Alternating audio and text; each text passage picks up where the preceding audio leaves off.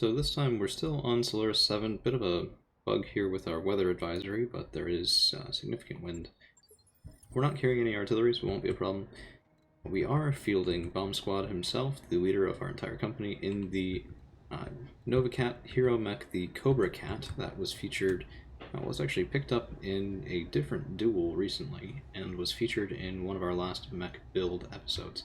So the Cobra Cat is, well, a very capable multi-range build with an emphasis on longer range. So we have two ER large lasers, one in each arm. We have two ATM-9s with variable types of ammunition, along with a whole assortment of ER mediums, SRM-4s, everything that we need to make our opponent have a very, very, very bad day. So we have a couple choices here. We could lead off with a Battle Lord, or we could wait and try and get a precision strike, and I'm tempted just to go for the Battle Lord. Let's see how much we can do with roughly average accuracy, and this is why in that rebuild episode I did talk about how much I enjoy the HE variant of the ATM weaponry. So we moved from 7 to 12 damage, so I think it's 8 to 12 before damage mitigation.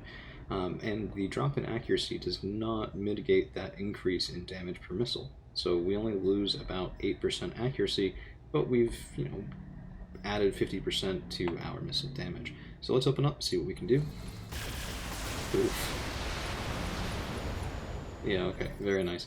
We chewed through, I'd say, about a third of that Hero Orion's armor in a single volley. Granted, it was battle-ordered, so we did get a slight damage increase.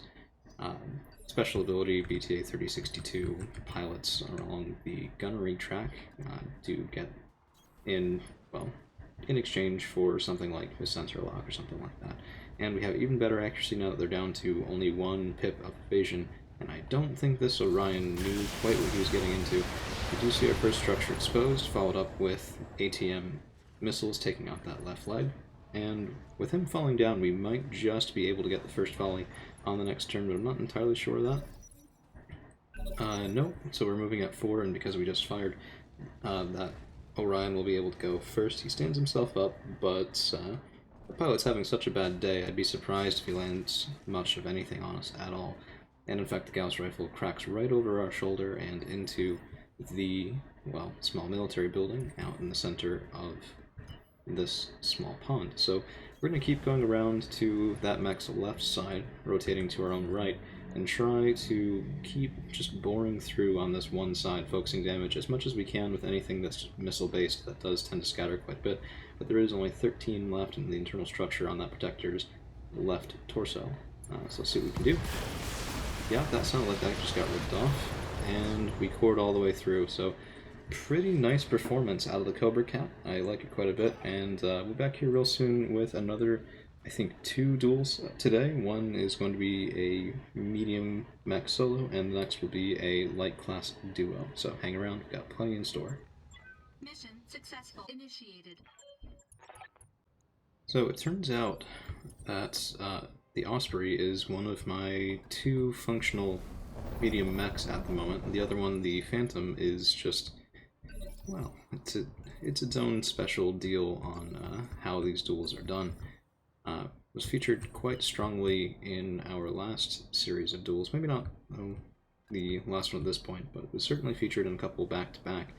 And I did want to just show off the Osprey, how well it performs, at least in my opinion, once again. So we're going to be hopping defensive formation. This is a Bombard, BMB-010, carrying double AC-20. So not the most ferocious loadout. I mean, nominally, yes, inner sphere tech only, yes, but we have been to clan space.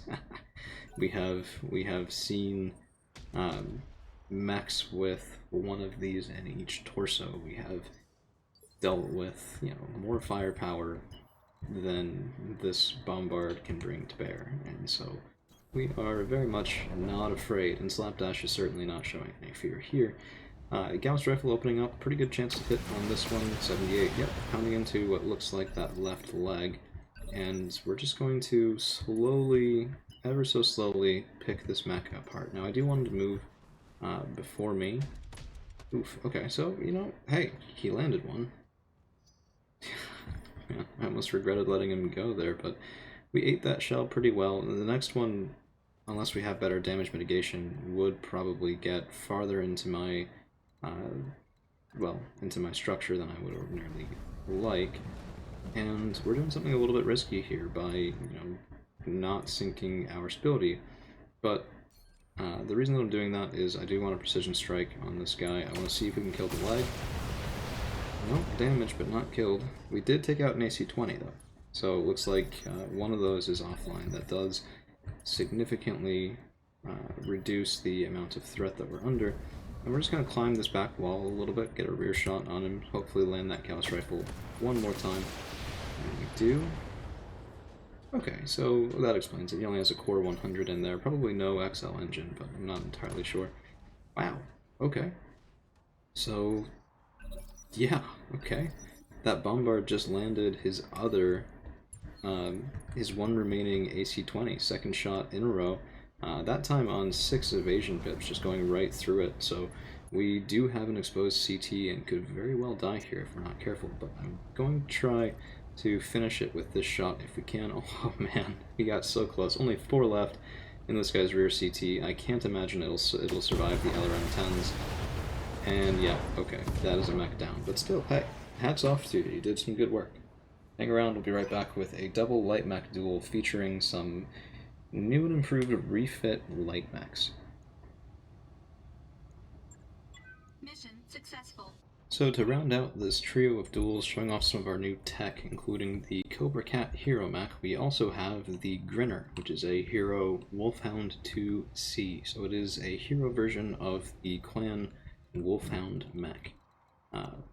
Lots of nice firepower on that guy, quadruple medium laser and a large laser, all on a very mobile 35-ton light mech platform. So very happy with that. We do also have a fire javelin that we've been using basically the entire campaign, but we did actually do a bit of a clan tech refit on this guy after our last journey into clan space.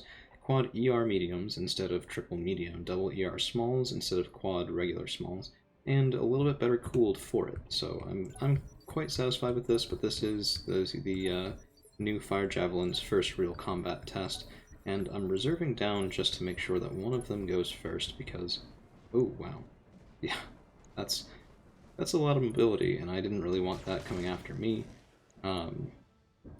with the possibility of getting around behind me, basically. I mean, that Valiant with the hatchet is more of a threat than I would like to admit. So what we're going to try to do is get around behind him. Okay, so I can from that direction. I can only get a side shot from here. I mean, the Grinner is fast, but not crazy fast. So what I'm thinking is we can layer in with the Grinner and the Fire Javelin both taking rear angle shots on that Valiant. We'll probably need both of it because this guy has 6 evasion pips, and that means a lot of difficulty hitting. Of course, we, having just said that, landed enough right into his rear CT to take that mech down in one go. And it turns out the other light mech is a Mantis. Not super scared of that. A lot of tiny lasers on that thing, if memory serves.